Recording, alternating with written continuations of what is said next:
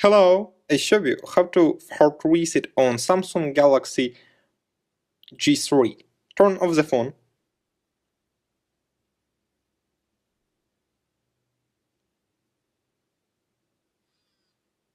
Next, press and hold the power button, volume up key and home button for a few seconds.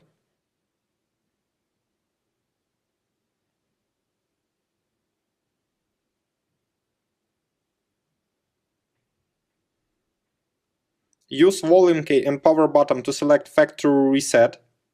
Then choose yes.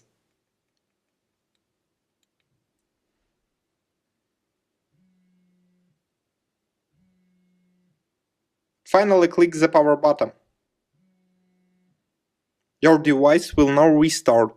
Successfully, the hard reset is completed now. Subscribe to our YouTube channel and rate the video.